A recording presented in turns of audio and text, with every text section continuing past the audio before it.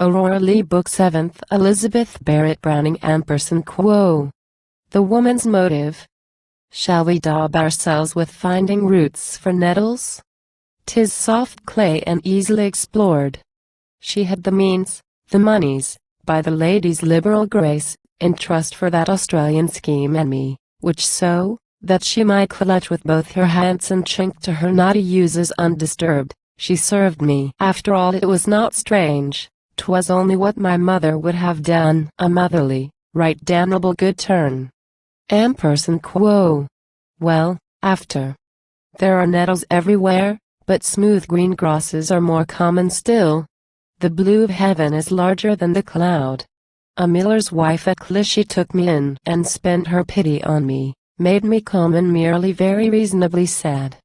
She found me a servant's place in Paris, where I tried to take the cast-off life again, and stood as quiet as a beaten ass who, having fallen through overloads, stands up to let them charge him with another pack. Quo. A few months, so. My mistress, young and light, was easy with me, less for kindness than because she led, herself, an easy time betwixt her lover and her looking-glass, scarce knowing which way she was praised the most. She felt so pretty and so pleased all day she could not take the trouble to be cross, but sometimes, as I stooped to tie her shoe, would tap me softly with her slender foot still restless with the last night's dancing in single quote, and say, pale face. Are you English girls all grave and silent? Mass books still, and Lent? And First Communion pallor on your cheeks, worn past the time for single quote? Little fool, be gay. At which she vanished like a fairy, through a gap of silver laughter. Quo. Came an hour when all went otherwise. She did not speak, but clenched her brows, and clipped me with her eyes as if a viper with a pair of tongs, too far for any touch, yet near enough to view the writhing creature. Then at last, stand still there, in the Holy Virgin's name, thou Marian. Thou single quote hearty no reputable girl, although sufficient dull for 20 saints. I think thou mockest me and my house, she said. Confess thou single quote LT be a mother in a month, thou mask of saintship. Quo. Could I answer her? The light broke in so. It meant that then, that? I had not thought of that, in all my thoughts, through all the cold, numb aching of my brow, through all the heaving of impatient life which threw me on death at intervals, through all the upbreak of the fountains of my heart the rains had swelled too large. It could mean that? Did God make mothers out of victims, then, and set such pure omens to hideous deeds? Why not? He overblows an ugly grave with violets which blossom in the spring. And I could be a mother in a month. I hope it was not wicked to be glad. I lifted up my voice and wept, and laughed, to heaven, not her, until it tore my throat. Confess, confess. What was there to confess, except man's cruelty, except my wrong? Except this anguish, or this ecstasy? This shame or glory? The light woman there was small to take it in, an acorn cup would take the sea in sooner. Quo. Good, she cried. Unmarried and a mother, and she laughs. These unchaste girls are always impudent. Get out, intriguer. Leave my house and trot. I wonder you should look me in the face, with such a filthy secret. Quo. Then I rolled my scanty bundle up and went my way, washed white with weeping, shuddering head and foot with blind hysteric passion, staggering forth beyond those doors. 'Twas natural of course she should not ask me where I meant to sleep. I might sleep well beneath the heavy sainey, like others of my sort. The bed was laid for us. But any woman, womanly, had thought of him who should be in a month, the sinless babe that should be in a month, and if by chance he might be warmer housed than underneath such dreary dripping eaves. Quo. I broke on Marian there. Quo. Yet she herself, A wife, I think, had scandals of her own, a lover not her husband. Ampersand quo. Ampersand quo. Ampersand quo. She said, ampersand quo. But gold and meal are measured otherwise. I learned so much at school, ampersand quo, said Marian Earl. Ampersand quo. O crooked world, ampersand quo. I cried, ampersand quo. Ridiculous if not so lamentable. 'Tis the way with these light women of a thrifty vice, my Marian, always hard upon the rent in any sister's virtue. While they keep their own so darned impatched with perfidy, that, though a rag itself, it looks as well across a street, in balcony or coach, as any perfect stuff might. For my part, I'd rather take the wind side of the stews than touch such women with my finger end. They top the poor street walker by their lie and look the better for being so much worse, the devil's most devilish when respectable. But you, dear, and your story. Ampersand quo. Ampersand quo. All the rest is here, ampersand quo, she said, and signed upon the child. Ampersand quo. I found a mistress sempstress who was kind and let me sew in peace among her girls. And what was better than to draw the threads all day and half the night for him and him? And so I lived for him, and so he lives, and so I know, by this time, God lives too. Ampersand quo. She smiled beyond the sun and ended so, and all my soul rose up to take her part against the world's successes, virtues, femmes. Ampersand quo. Come with me, sweetest sister, ampersand quo. I returned, ampersand quo. And sit within my house and do me good from henceforth, thou and thine. Ye are my own from henceforth. I am lonely in the world, and thou art lonely, and the child is half an orphan. Come, and henceforth thou and I being still together will not miss a friend, nor hear father, since two mothers shall make that up to him. I am journeying south, and in my Tuscan home I'll find a niche and set thee there, my saint, the child and thee, and burn the lights of love before thy face, and ever at thy sweet look cross myself from mixing with the world's prosperities. That so, in gravity and holy calm, we two may live on toward the truer life. Ampersand quo. She looked me in the face and answered not, nor signed she was unworthy, nor gave thanks, but took the sleeping child and held it out to meet my kiss, as if ricking me and trusting me at once. And thus, at once, I carried him and her to where I live. She's there now, in the little room, asleep. I hear the soft child breathing through the door, and all three of us, at tomorrow's break, pass onward, homeward, to our Italy. Oh, Romney Leigh, I have your debts to pay, and I'll be just and pay them. But yourself. To pay your debts is scarcely difficult. To buy your life is nearly impossible, being sold away to Lamia. My head aches, I cannot see my road along this dark. Nor can I creep and grope, as fits the dark, for these foot-catching robes of womanhood. A man might walk a little. But he loves the Lamia woman, and I write to him what stops his marriage, and destroys his peace, or what perhaps shall simply trouble him, until she only need to touch his sleeve with just a finger's tremulous white flame, saying and quo. Ah, Aurora Leigh. A pretty tale, ampersand quo. A very pretty poet. I can guess ampersand quo. The motive and quo. Then, to catch his eye in hers and vow she does not wonder, and they two to break in laughter as the sea along a melancholy coast, and float up higher, in such a laugh, their fatal weeds of love. Fatal, And who shall answer me? Fate has not hurried tides, and if tonight my letter would not be a night too late, an arrow shot into a man that's dead, to prove a vain intention? Would I show the new wife vile, to make the husband mad? No, Lamia.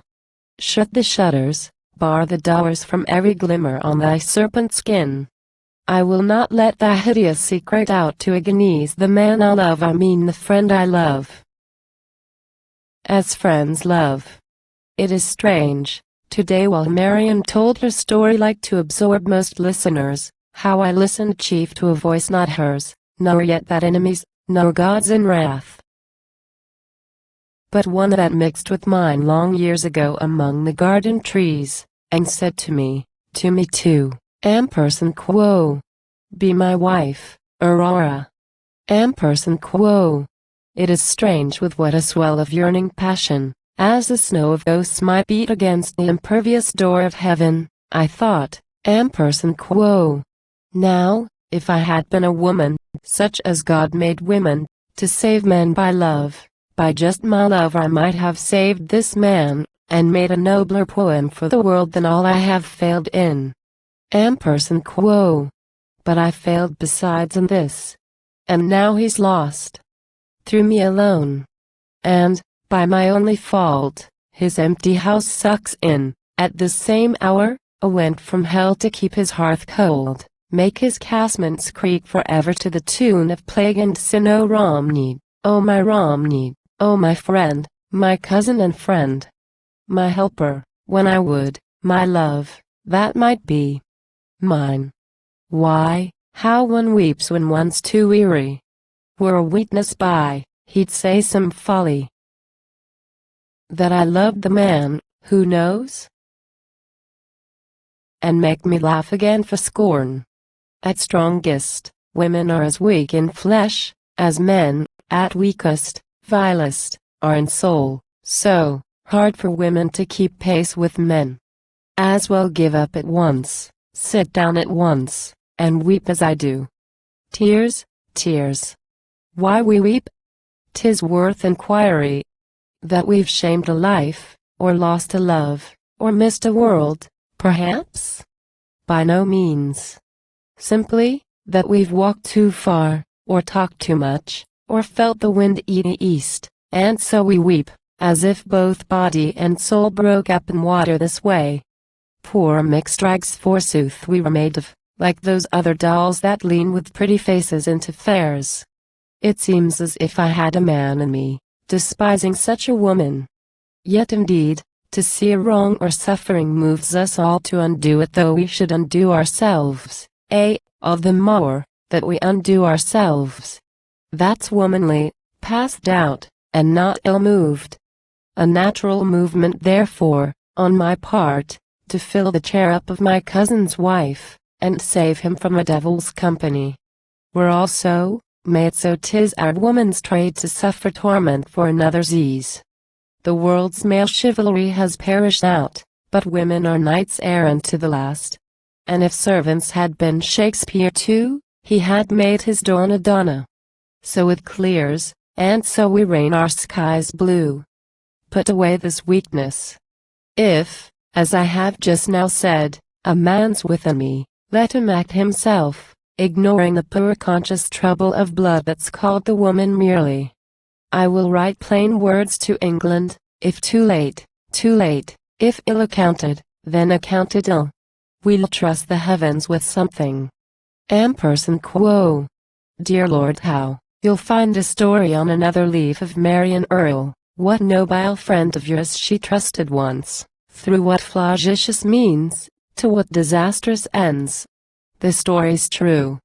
I found her wandering on the Paris quays, a babe upon her breast, unnatural, unseasonable outcast on such snow, and thought to this time, I will tax in this your friendship, friend, if that convicted she be not his wife yet, to denounce the facts to himself, but, otherwise, to let them pass on tiptoe like escaping murderers, and tell my cousin merely Marian lives, is found, and finds her home with such a friend, myself, Aurora.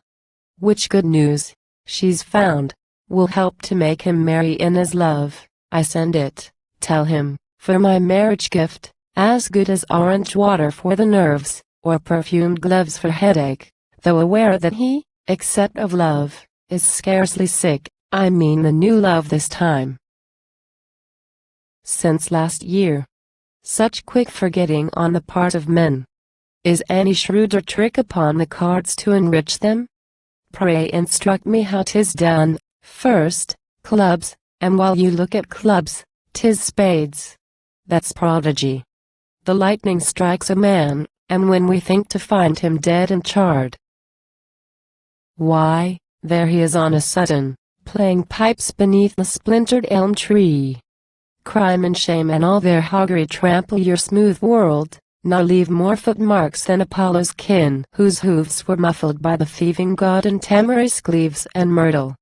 I'm so sad, so weary and sad tonight, I'm somewhat sour, forgive me. To be blue and true at once exceeds all toleration except yours, but yours, I know, is infinite. Farewell. Tomorrow we take train for Italy. Speak gently of me to your gracious wife, as one, however far, shall yet be near in loving wishes to your house. Quo. I sign. And now I loose my heart upon a page, this quo. Lady Valdemar, I'm very glad I never liked you. Which you knew so well you spared me, in your turn, to like me much. Your liking surely had done worse for me than has your loathing, though the last appears sufficiently unscrupulous to hurt, and not afraid of judgment. Now, there's space between our faces, I stand off, as if I judged a stranger's portrait and pronounced indifferently the type was good or bad. What matter to me that the lines are false, I ask you? Did I ever ink my lips by drawing your name through them as a friend's, or touch your hands as lovers do? Thank God I never did, and since you proved so vile, I say, we'll show it presently. I'm not obliged to nurse my friend in you, or wash out my own blots, in counting yours, or even excuse myself to honest souls who seek to press my lip or clasp my palm. Alas, but Lady Valdemar came first. Quo. 'Tis true, by this time you may near me so that you're my cousin's wife. You've gambled deep as Lucifer, and won the morning star in that case, and the noble house of Leigh must henceforth with its good roof shelter you. I cannot speak and burn you up between those rafters, I who am born a Leigh, nor speak and pierce your breast through enemies, I who live, his friend and cousin, so, you're safe. You two must grow together like the Tarzan wheat till God's great fire. But make the best of time. Quo. And hide this letter, let it speak no more than I shall, how you trick poor Marian Earl, and set her own love digging its own grave within her green hope's pretty garden ground, sent her forth with some one of her sort to a wicked house in France, from which she fled with curses in her eyes and ears and throat, her whole soul choked with curses, mad in short, and madly scouring up and down for weeks the foreign hedgeless country, lone and lost, so innocent, male fiends might slink within remote hell corners, seeing her so defiled. Quo. But you are a woman and more bold.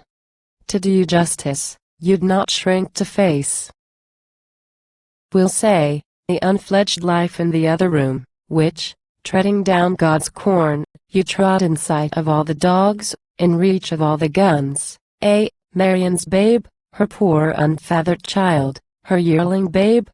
You'd face him when he wakes and opens up his wonderful blue eyes, you'd meet them and not wink perhaps, nor fear God's triumph in them in supreme revenge. When writing his creation's balance scale you pulled as low as Tophet to the top of most celestial innocence. For me, who am not as bold, I own those infant eyes have set me praying. Quo. While they look at heaven, no need of protestation in my words against the place you've made them.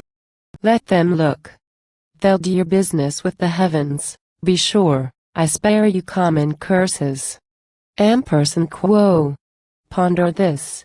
If haply you're the wife of Romney Leigh, for which inheritance beyond your birth you sold that poisonous porridge called your soul, I charge you, be his faithful and true wife. Keep warm his hearth and clean his board, and, when he speaks, be quick with your obedience. Still grind your paltry wants and low desires to dust beneath his heel? Though, even thus, the ground must hurt him. It was writ of old, single quote, why shall not yoke together ox and ass, the nobler and ignobler. But you shall do your part as well as such ill things can do aught good. You shall not vex him, mark, you shall not vex him, jar him when he's sad, or cross him when he's eager. Understand to trick him with apparent sympathies, nor let him see thee in the face too near and unlearn thy sweet seeming. Pay the price of lies, by being constrained to lie on still. 'Tis easy for thy sort, a million more will scarcely damn thee deeper. Quo. Doing which you are very safe from Marian and myself. We'll breathe as softly as the infant here, and stir no dangerous embers. Fell a point, and show our Romney wounded, ill content, tormented in his home, wi' open mouth, and such a noise will follow, the last trumps will scarcely seem more dreadful, even to you. You'll have no pipers after, Romney will, I know him, push you forth as none of his, all other men declaring it well done, while women, even the worst, your like, will draw their skirts back, not to brush you in the street, and so I warn you. I'm Aurora Leigh. Quo. The letter written, I felt satisfied. The ashes, smoldering in me, were thrown out by handfuls from me. I had writ my heart and wept my tears, and now was cool and calm. And, going straightway to the neighboring room, I lifted up the curtains of the bed where Marian Earl, the babe upon her arm, both faces leaned together like a pair of folded innocences self-complete, each smiling from the other, smiled and slept. There seemed no sin, no shame, no wrath, no grief. I felt she too had spoken words that night, but softer certainly, and said to God, who laughs in heaven perhaps that such as I should make ado for such as she. Quo. Defiled and quo. I wrote. Quo. Defiled and quo. I thought her. Stoop lower, Aurora. Get the angels leave to creep in somewhere, humbly, on your knees, within this round of sequestration white in which they have wrapped earth's foundlings, heaven's elect. The next day we took train to Italy and fled on southward in the roar of steam. The marriage bells of Romney must be loud, to sound so clear through all. I was not well, and truly, though the truth is like a jest, I could not choose but fancy, half the way, I stood alone i' the belfry, 50 bales of naked iron, mad with merriment as one who laughs and cannot stop himself, all clanking at me, in me, over me, until I shrieked a shriek I could not hear, and swooned with noise, but still, along my swoon, was where the baffled changes backward rang, prepared, at each emerging sense, to beat and crash it out with clangor. I was weak. I struggled for the posture of my soul and upright consciousness of place and time, but evermore, twixt waking and asleep, slipped somehow, staggered, caught at Marian's eyes a moment. It is very good for strength to know that someone needs you to be strong, and so recovered what I called myself, for that time. I just knew it when we swept above the old roofs of Dijon. Lions dropped a spark into the night, half-trodden not unseen. But presently the winding Rhone washed out the moonlight large along his banks, which strained their yielding curves out clear and clean to hold it, shadow of town and castle blurred upon the hurrying river. Such an air blew thence upon the forehead, half an air and half a water, that I leaned and looked, then, turning back on Marian, smiled to mark that she looked only on her child, who slept, his face toward the moon too. So we passed the liberal open country and the close, and shot through tunnels, like a lightning wedge by great Thor hammers driven through the rock, which, quivering through the intestine blackness, splits, and lets it in at once. The train swept in athrobe with effort, trembling with resolve, the fierce denouncing whistle wailing on and dying off smothered in the shuddering dark, while we, self-awed, drew troubled breath, oppressed as other titans underneath the pile and nightmare of the mountains. Out, at last, to catch the dawn afloat upon the land. Hills, slung forth broadly and gauntly everywhere, not cramped in their foundations, pushing wide rich outspreads of the vineyards and the corn as if they entertained the name of France, while down their straining sides streamed manifest soils red as Charlemagne's knightly blood, to consecrate the verdure. Someone said quo, Marseille. Quo. And lo, the city of Marseille, with all her ships behind her, and beyond, the scimitar of ever-shining sea for right-hand use, bared blue against the sky. That night we spent between the purple heaven and purple water. I think Marion slept. But I, as a dog a watch for his master's foot, who cannot sleep or eat before he hears, I sat upon the deck and watched the night and listened through the stars for Italy. Those marriage bells I spoke of sounded far, as some child's go-cart in the street beneath to a dying man who will not pass the day, and knows it, holding by a hand he loves.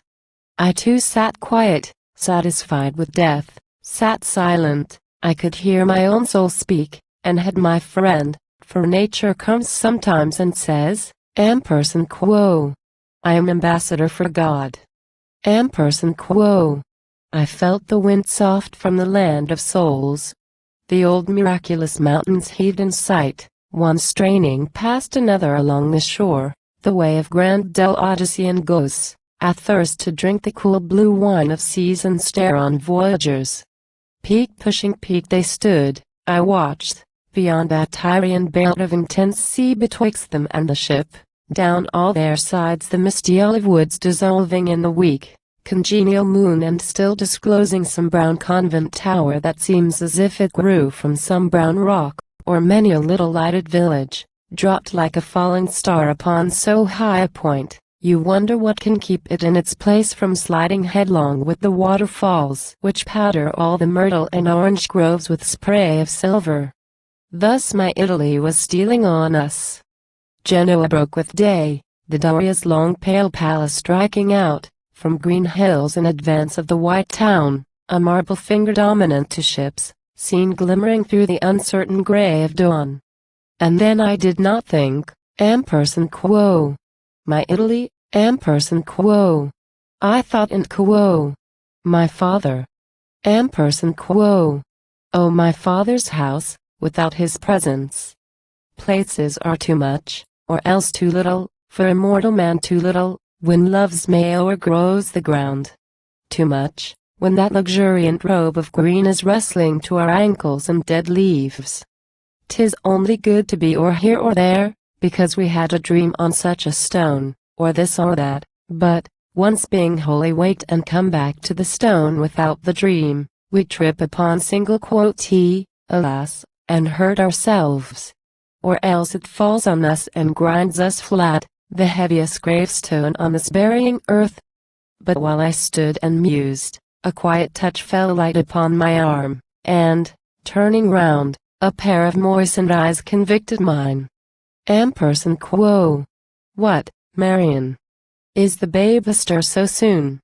Quo. Quo. He sleeps. Quo. She answered. Quo. I have crept up thrice, and seen you sitting, standing, still at watch. I thought it did you good till now, but now quo. Quo. But now, quo. I said, quo. You leave the child alone. Quo. Quo. And you're alone, quo. She answered, and she looked as if I too were something. Sweet the help of one we have helped. Thanks, Marion, for such help. I found a house at Florence on the hill of Bloscardo. 'Tis a tower which keeps a post of double observation o'er that valley of Arno, holding as a hand the outspread city straight toward Fiesole and Mount Morello in the setting sun, the Vallombrosan mountains opposite, which sunrise fills as full as crystal cups turned red to the brim because their wine is red. No sun could dine or yet be born unseen by dwellers at my villa, Morn and eve were magnified before us in the pure illimitable space and pause of sky, intense as angels' garments blanched with God, less blue than radiant. From the outer wall of the garden drops the mystic floating gray of olive trees, with interruptions green from maize and vine, until 'tis caught and torn upon the abrupt black line of cypresses which signs the way to Florence. Beautiful the city lies along the ample vale, cathedral, tower and palace, piazza and street, the river trailing like a silver cord through all, and curling loosely, both before and after, over the whole stretch of land sown whitely up and down its opposite slopes with farms and villas. Many weeks had passed, no word was granted. Last, a letter came from Vincent Carrington, Quo. My dear Miss Leigh, you've been as silent as a poet should, when any other man is sure to speak. If sick, if vexed, if dumb, a silver piece will split a man's tongue. Straight he speaks and says received the check. But you. I send you funds to Paris, and you make no sign at all. Remember, I'm responsible and wait a sign of you, Miss E. Quo. Meantime your book is eloquent as if you were not dumb. And common critics, ordinarily deaf to such fine meanings, and, like deaf men, loath to seem deaf, answering chance-wise, yes or no, it must be single quote or it must note most pronounced when least convinced, pronounce for once aright, you'd think they really heard, and so they do. The burr of 3 or 4 who really hear and praise your book aright. Fame's smallest trump is a great ear trumpet for the deaf as pose, no other being effective. Fear not, friend. We think here you have written a good book, and you, a woman. It was in you, yes, I felt 'twas in you, yet I doubted half if that odd force of German Reichenbach, which still from female fingertips burns blue, could strike out as our masculine white heats to quicken a man. Forgive me.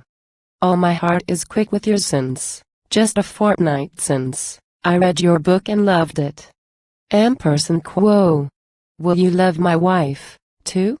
Here's my secret I might keep a month more from you. But I yield it up because I know you'll write the sooner for single quote T. Most women of your height even counting love life's only serious business. Who's my wife that shall be in a month? You ask, no guess? Remember what a pair of topaz eyes you once detected, turned against the wall, that morning in my London painting room. The face half sketched, and slurred. The eyes alone. But you caught them up with yours, and said Kate Ward's eyes, surely. Now I own the truth, I had thrown them there to keep them safe from Jove. They would so naughtily find out their way to both the heads of both my nanas, where just it made me mad to look at them. Such eyes. I could not paint or think of eyes but those, and so I flung them into paint and turned them to the wall's care. But now I've let them out, my Kate's, I've painted her. I change my style and leave mythologies, the whole sweet face. It looks upon my soul like a face on water, to beget itself. A half-length portrait, in a hanging cloak like one you wore once. 'Tis a little frayed, I pressed too for the nude harmonious arm. But she'd have her way, and have her cloak. She said she could be like you only so, and would not miss the fortune. Ah, my friend, you'll write and say she shall not miss your love through meeting mine? In faith, she would not change. She has your books by heart more than my words, and quotes you up against me till I'm pushed where, 3 months since, her eyes were, nay, in fact, not satisfied her but to make me paint your last book folded in her dimpled hands instead of my brown palette as I wished, and, grant me, the presentment had been newer.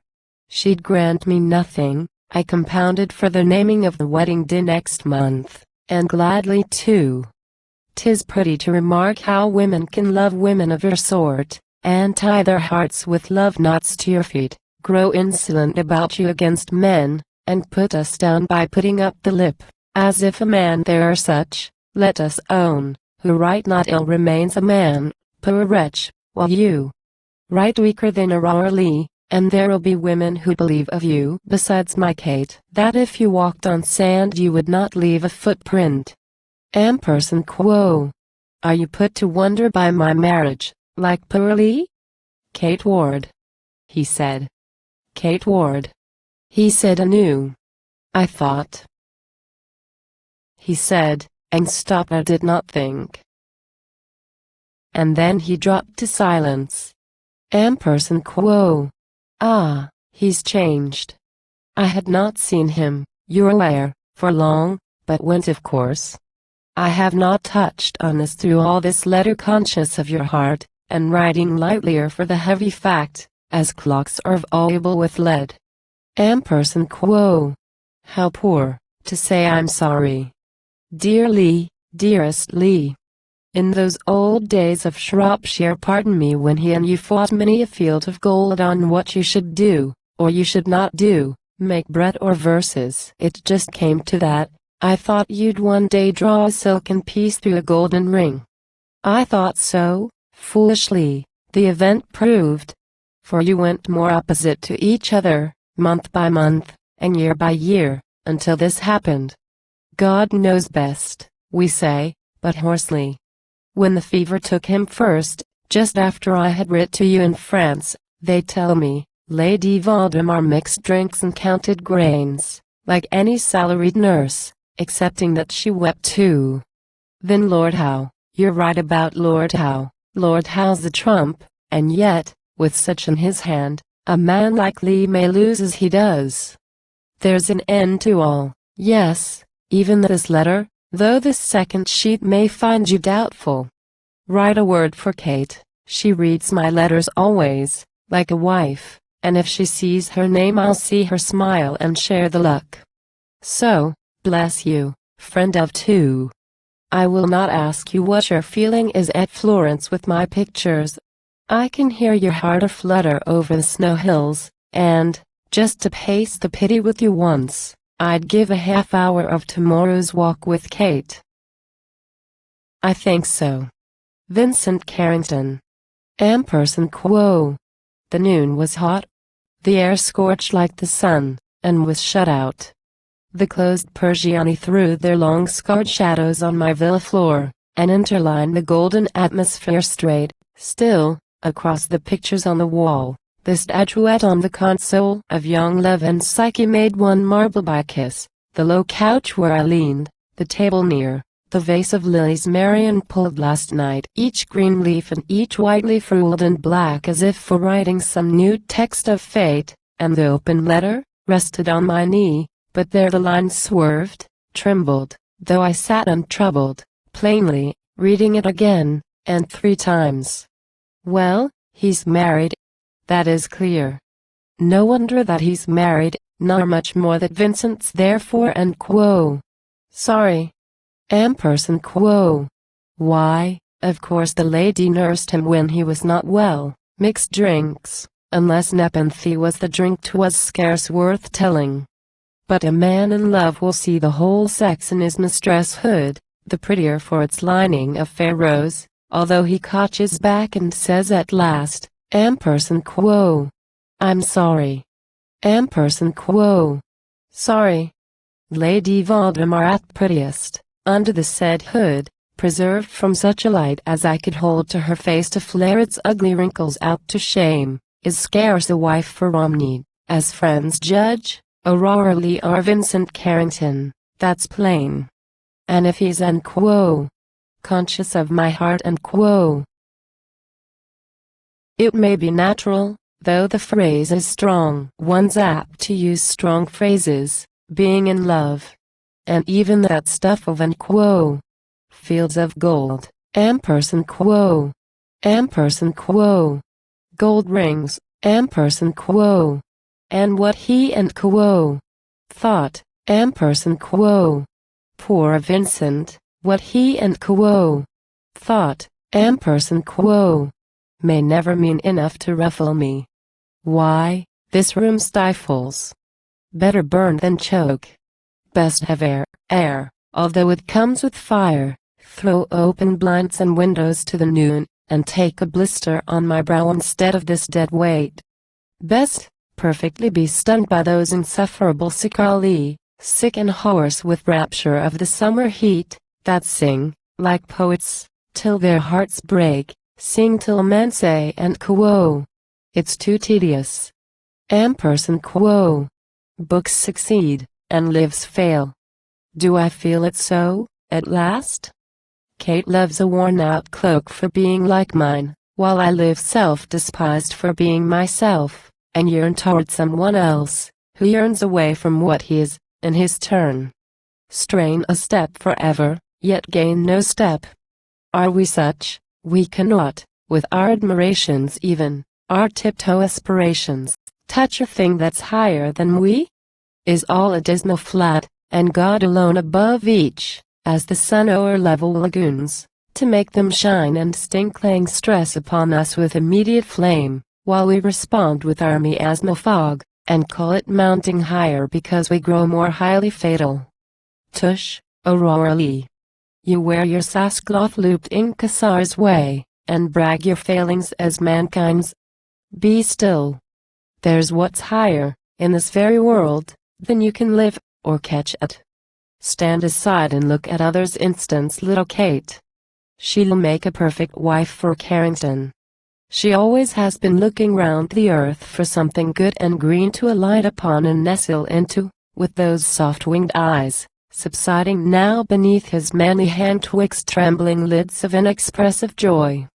I will not scorn her, after all, too much, that so much she should love me. A wise man can pluck a leaf, and find a lecture in single quote. And I, too. God has made me. I've a heart that's capable of worship, love, and loss. We say the same of Shakespeare's. I'll be meek and learn to reverence, even this poor myself. The book, to pass it. Quo. A good book, quo. Says he, quo. And you a woman. Quo. I had laughed at that, but long since. I'm a woman, it is true. Alas, and woe to us, when we feel it most. Then, least care have we for the crowns and goals and compliments on writing our good books. The book has some truth in it, I believe, and truth outlives pain, as the soul does life. I know we talk our fat-ends to the end, through all the dismal faces that we make, o'er-wrinkled with dishonoring agony from decomposing drugs. I have written truth, and I a woman, feebly, partially, inaptly in presentation, Romney lad, because a woman. For the truth itself, that's neither man's nor woman's, but just God's. None else has reason to be proud of truth. Himself will see it sifted, disenthralled, and kept upon the height and in the light, as far as and no farther than 'tis truth. For, now he has left off calling firmaments and strata, flowers and creatures, very good, he says it still of truth, which is his own. Truth, so far, in my book. The truth which draws through all things upwards that a twofold world must go to a perfect cosmos. Natural things and spiritual, who separates those two in art, in morals, or the social drift, tears up the bond of nature and brings death, paints futile pictures, writes unreal verse, leads vulgar days, deals ignorantly with men, is wrong, in short, at all points. We divide this apple of life, and cut it through the pips. The perfect round which fitted Venus' hand has perished as utterly as if we ate both halves. Without the spiritual, observe, the natural is impossible, no form, no motion. Without sensuous, spiritual is inappreciable, no beauty or power, and in this twofold sphere the twofold man, for still the artist as intensely a man holds firmly by the natural, to reach the spiritual beyond it, fixes still the type with mortal vision, to pierce through, with eyes immortal, to the antitype some call the ideal, better called the real, and certain to be called so presently when things shall have their names. Look long enough on any peasant's face here, coarse and lined, you'll catch emptiness somewhere in that clay, as perfect-featured as he yearns at Rome from marble pale with beauty. Then persist, and, if your apprehension's competent, you'll find some fairer angel at his back, as much exceeding him as he the boor, and pushing him with imperial disdain forever out of sight. A. Carrington is glad of such a creed. An artist must, who paints a tree, a leaf, a common stone, with just his hand, and finds it suddenly a piece within conterminous to his soul. Why else do these things move him, leaf or stone? The bird's not moved that pecks at a spring shoot, nor yet the horse, before a quarry graze, but man, the twofold creature, apprehends the twofold manner, in and outwardly, and nothing in the world comes single to him, a mere itself, cup, column, or candlestick, all patterns of what shall be in the mound. The whole temporal show related royally, and built up to eternal significance through the open arms of God. Ampersand quo. There's nothing great nor small, ampersand quo, has said a poet of our day, whose voice will ring beyond the curfew of eve and not be thrown out by the matins bell, and truly, I reiterate, nothing's small. No lily-muffled hum of a summer bee, but finds some coupling with the spinning stars, no pebble at your foot, but proves a sphere. No chaffinch, but implies the cherubim. And, glancing on my own thin, vined wrist, in such a little tremor of the blood the whole strong clamor of a vehement soul doth utter itself distinct. Earth's crammed with heaven, and every common bush afire with God. But only he who sees, takes off his shoes, the rest sit round it and pluck blackberries, and daub their natural faces unaware more and more from the first similitude. Truth, so far, in my book. A truth which draws from all things upward. I, Aurora, still have felt it hound me through the wastes of life as Jove did Io. And, until that hand shall overtake me wholly and on my head lay down its large unfluctuating peace, the feverish gadfly pricks me up and down. It must be. Art's the witness of what is behind this show. If this world's show were all, then imitation would be all in art. There, Jove's hand gripes us. For we stand here, we, if genuine artists, witnessing for God's complete, consummate, undivided work. That every natural flower which grows on earth implies a flower upon the spiritual side, substantial, archetypal, all aglow with blossoming causes, not so far away, but we, whose spirit sense is somewhat cleared, may catch at something of the bloom and breath, too vaguely apprehended, though indeed still apprehended, consciously or not, and still transferred to picture, music, verse, for thrilling audient and beholding souls by signs and touches which are known to souls. How known, they know not, why, they cannot find, so straight call out on genius, say and quo. A man produced this, ampersand quo. When much rather they should say ampersand quo. 'Tis insight and he saw this. Ampersand quo. Thus is art self-magnified in magnifying a truth which, fully recognized, would change the world and shift its morals. If a man could feel, not one day, in the artist's ecstasy, but every day, feast, fast, or working day, the spiritual significance burned through the hieroglyphic of material shows, henceforward he would paint the globe with wings, and reverence fish and fowl, the bull, the tree, and even his very body as a man which now he counts so vile, that all the towns make go fall of their daughters for its use, on summer nights, when God is sad in heaven to think what goes on in his recreant world he made quite other, while that moon he made to shine there, at the first love's covenant, shines still, convictive as a marriage ring before adulterous eyes. How sure it is, that, if we say a true word, instantly we feel 'tis God's, not ours, and pass it on like bread at sacrament we taste and pass nor handle for a moment, as indeed we dare to set up any claim to such. And I my poem, let my readers talk. I'm closer to it, I can speak as well. I'll say with Romney, that the book is weak, the range uneven, the points of sight obscure, the music interrupted. Let us go. The end of woman or of man, I think, is not a book. Alas, the best of books is but a word in art, which soon grows cramped, stiff, dubious-statured with the weight of years, and drops an accent or two gamma down some cranny of unfathomable time, beyond the critic's reaching. Art itself, we've called the larger life, must feel the soul live past it. For more is felt than is perceived, and more is perceived than can be interpreted, and love strikes higher with his lambent flame than art can pile the faggots. Is it so? When Jove's hand meets us with composing touch, and when at last we are hushed and satisfied, then Io does not call it truth, but love? Well, well.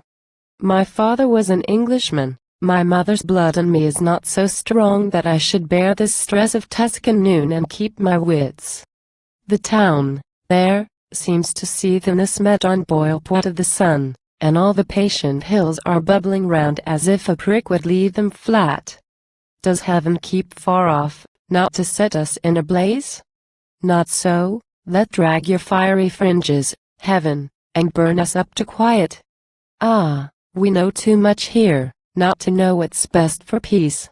We have too much light here, not to want more fire to purify and end us. We talk, conclude upon divine philosophies, and get the thanks of men for hopeful books, whereat we take our own life up, and pshaw! Unless we piece it with another's life, a yard of silk to carry out our lawn, as well suppose my little handkerchief would cover Sir Meniato, church and all, if out I threw it past the cypresses, as, in this ragged, narrow life of mine, contain my own conclusions. But at least we'll shut up the Persiani and sit down, and when my head's done aching, in the cool, write just a word to Kate and Carrington. May joy be with them. She has chosen well, and he not ill. I should be glad, I think, except for Romney. Had he married Kate, I surely, should be very glad. This Florence sits upon me easily, with native air and tongue. My graves are calm, and do not too much hurt me. Marian's good, gentle and loving, lets me hold the child, or drags him up the hills to find me flowers and fill these vases ere I'm quite awake, my grandiose red tulips, which grow wild, or Dante's purple lilies, which he blew to a larger bubble with his prophet breath, or one of those tall flowering reeds that stand in Arno, like a sheaf of scepters left by some remote dynasty of dead gods to suck the stream for ages and get green, and blossom wheresoe'er a hand divine had warmed the place with ichor. Such I find at early morning laid across my bed, and wake up pelted with a childish laugh which even Marian's low precipitous and hush and has vainly interposed to put away, while I, with shut eyes, smile and motion for the dewy kiss that's very sure to come from mouth and cheeks. The whole child's face at once dissolved on mine, as if an osage burst its string with the weight of roses overblown, and dropped upon me. Surely I should be glad. The little creature almost loves me now, and calls my name, Alola, stripping off the hours like thorns, to make it smooth enough to take between his dainty, milk-fed lips. God love him. I should certainly be glad, except, God help me, that I'm sorrowful because of Romney. Romney. Well, this grows absurd. Too like a tune that runs i' head, and forces all things in the world, wind, rain, the creaking nut, or stuttering fly, to sing itself and vex you, yet perhaps a paltry tune you never fairly liked, and I'd be a butterfly, or We're made so, not such tyrants to ourselves, but still we are slaves to nature. Some of us are turned, too, overmuch like some poor verse with a trick of ritorno, the same thing goes and comes back ever. Vincent Carrington isn't quo. Sorry, quo. And I'm sorry. But he's strong to mount from sorrow to his heaven of love, and when he says at moments, quo. Poor Leigh, who'll never call his own so true a heart, so fair a face even, quo. He must quickly lose the pain of pity, in the blush he makes by his very pitying eyes. The snow, for him, has fallen in May and finds the whole earth warm, and melts at the first touch of the green grass. But Romney, he has chosen, after all. I think he had as excellent a sun to see by, as most others, and perhaps has scarce seen really worse than some of us when all's said. Let him pass. I'm not too much a woman, not to be a man for once and bury all my dead like Alaric, depositing the treasures of my soul in the strained watercourse, then letting flow the river of life again with commerce ships and pleasure barges full of silks and songs. Blow, winds, and help us. Ah, we mock ourselves with talking of the winds. Perhaps as much with other resolutions. How it weighs, this hot, sick air. And how I covet here the dead's provision on the river couch, with silver curtains drawn on tinkling rings. Or else they rest in quiet cribs, laid by from heat and noise. From those sick Leigh, say, and this more vexing heartbeat. So it is, we covet for the soul, the body's part, to die and rot. Even so, Aurora, ends our aspiration who bespoke our place so far in the east. The Occidental flats had fed us fatter, therefore? We have climbed where herbage ends. We want the beast's part now and tire of the angels. Men define a man, the creature who stands frontward to the stars, the creature who looks inward to himself, the tool-right, laughing creature. 'Tis enough, we'll say instead, the inconsequent creature, man, for that's his specialty. What creature else conceives the circle, and then walks the square? Loves things proved bad, and leaves a thing proved good? You think the bee makes honey half a year, to loathe the comb in winter and desire the little ant's food rather? But a man note men. They are but women after all, as women are but Auroras. There are men born tender, apt to pale at a trodden worm, who paint for pastime, in their favorite dream, spruce auto vestments flowered with crocus flames.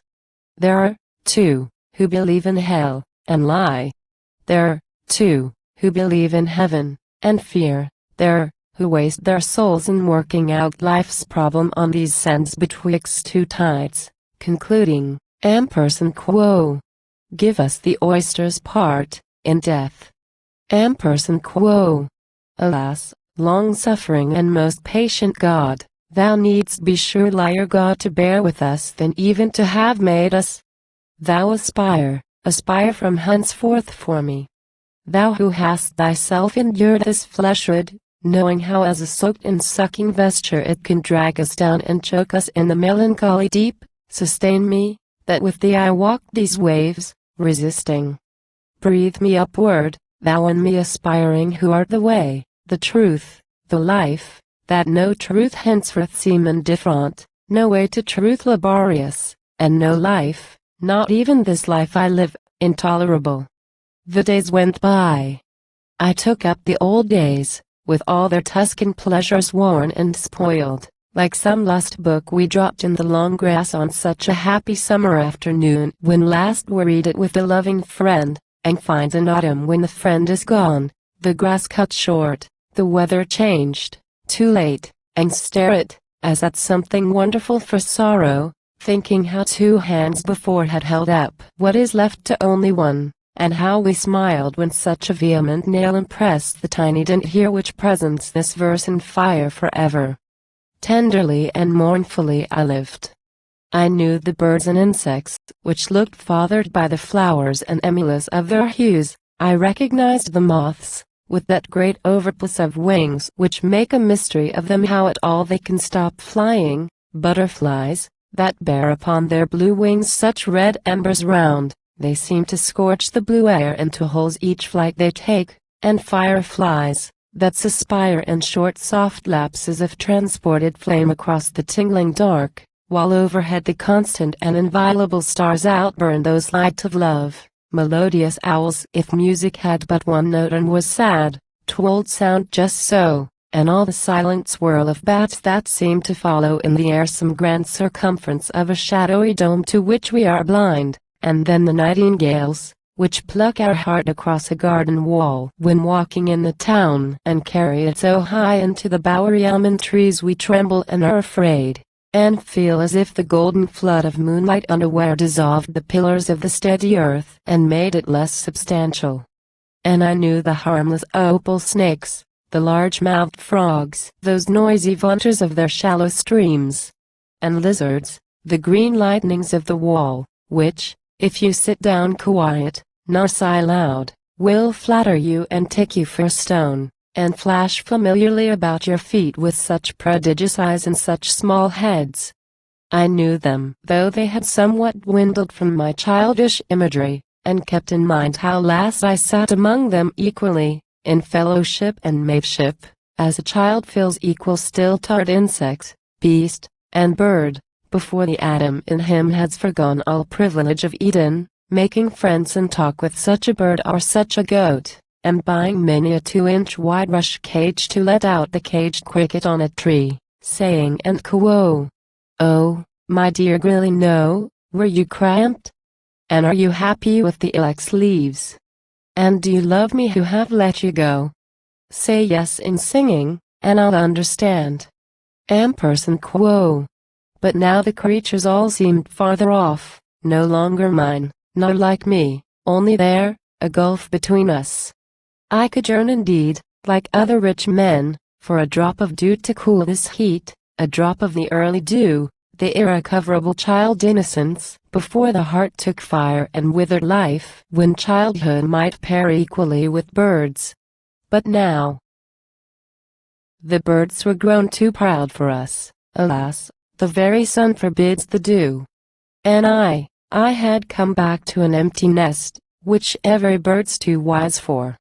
How I heard my father's step on that deserted ground, his voice along that silence, as he told the names of bird and insect, tree and flower, and all the presentations of the stars across Val d'Arno, interposing still ampersand quo.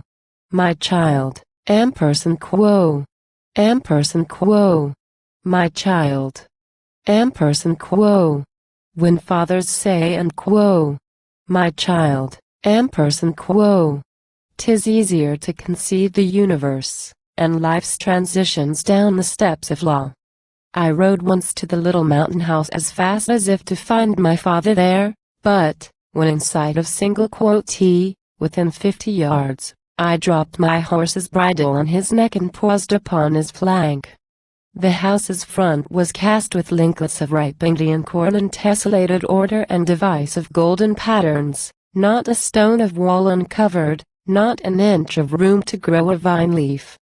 The old porch had disappeared, and right in the open doorway sat a girl at plaiting straws, her black hair strained away to a scarlet kerchief caught beneath her chin in Tuscan fashion, her full-blown eyes, which looked too heavy to be lifted so, still dropped and lifted toward the mulberry tree on which the lads were busy with their staves and shout and laughter, stripping every bough as bare as winter, of those summer leaves my father had not changed for all the silk in which the ugly silkworms hide themselves. Enough. My horse recoiled before my heart. I turned the rein abruptly.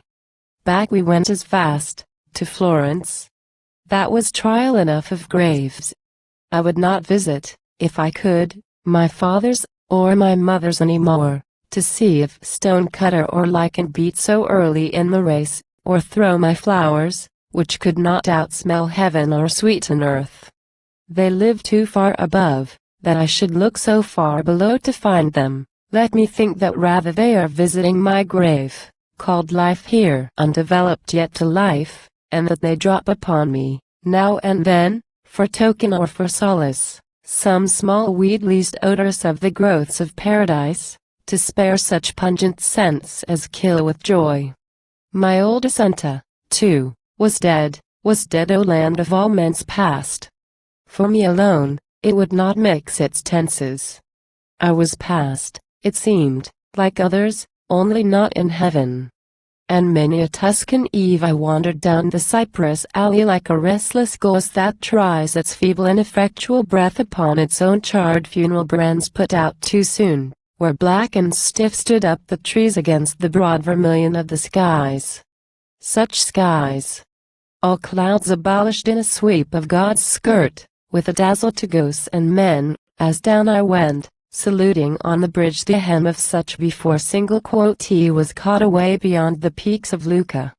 Underneath, the river, just escaping from the weight of that intolerable glory, ran in acquiescent shadow murmurously, while, up beside it, streamed the festive folk with fellow murmurs from their feet and fans, anissimo and inno and sweet poise of vowels in their pleasant scandalous talk.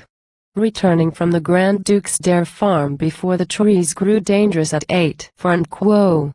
Trust no tree by moonlight, quo.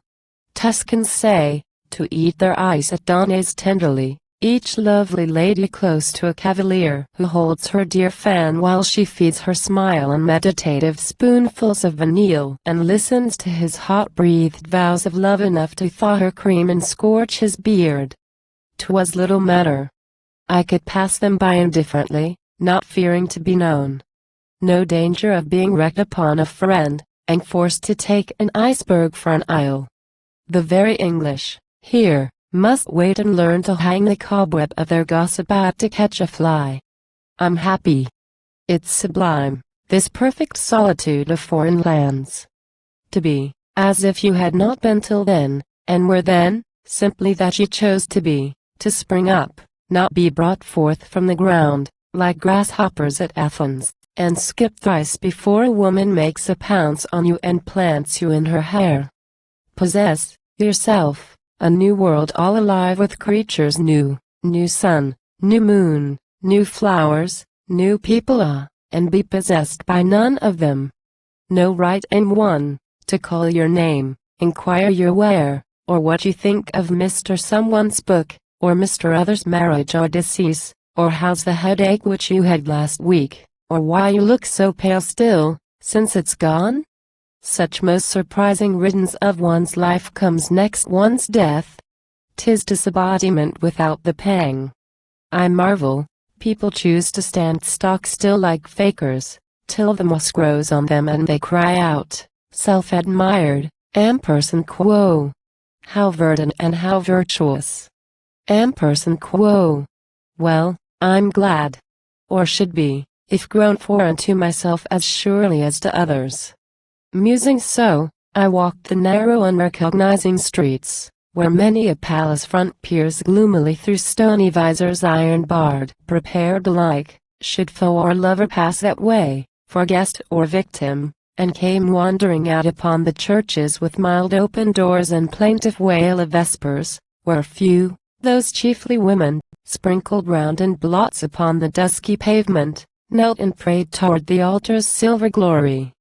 Oft array I liked to sit and watch would tremble out, just touch some face more lifted, more need of course a woman's, while I dreamed a tale to fit its fortunes.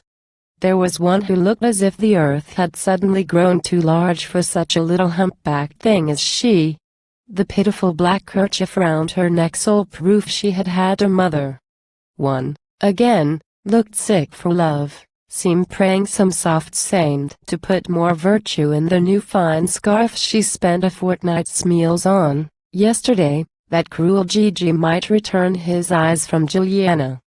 There was one, so old, to kneel grew easier than to stand, so solitary, she accepts at last Our Lady for her gossip, and frets on against the sinful world which goes its rounds in marrying and being married, just the same as when 'twas almost good and had the right, her Gian alive, and she herself 18.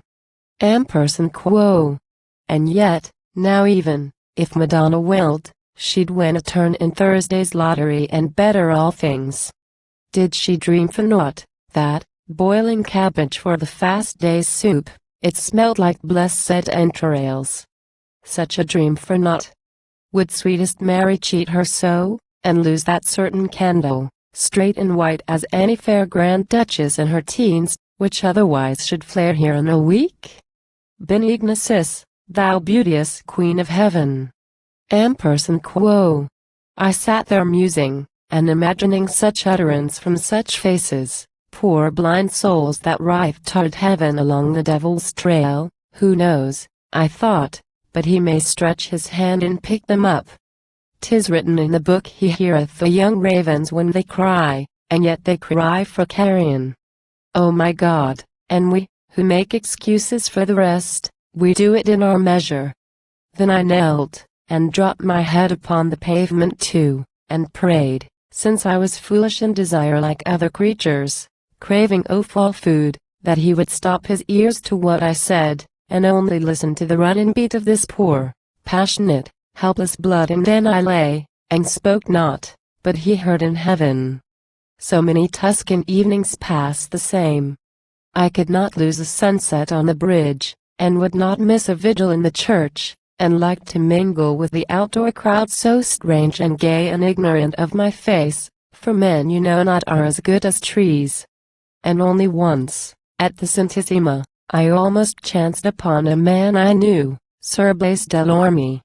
He saw me certainly, and somewhat hurried, as he crossed himself, the smoothness of the action, then half bowed, but only half, and merely to my shade, I slipped so quick behind the porphyry plinth and left him dubious if 'twas really a or peradventure Satan's usual trick to keep a mounting saint uncanonized. But he was safe for that time, and I too. The argent angels in the altar flare absorbed his soul next moment. The good man. In England we were scarce acquaintances, that here in Florence he should keep my thought beyond the image on his eye, which came and went, and yet his thought disturbed my life, for, after that, I oftener sat at home on evenings, watching how they find themselves with gradual conscience to a perfect night, until the moon, diminished to a curve, lay out there like a sickle for his hand who cometh down at last to reap the earth. At such times, and it seemed my trade of verse, I feared to jingle bells upon my robe before the four-faced silent cherubim with God so near me. Could I sing of God? I did not write, nor read, nor even think, but sat absorbed amid the quickening glooms, most like some passive broken lump of salt dropped in by chance to a bowl of enamel, to spoil the drink a little and lose itself, dissolving slowly, slowly, until lost.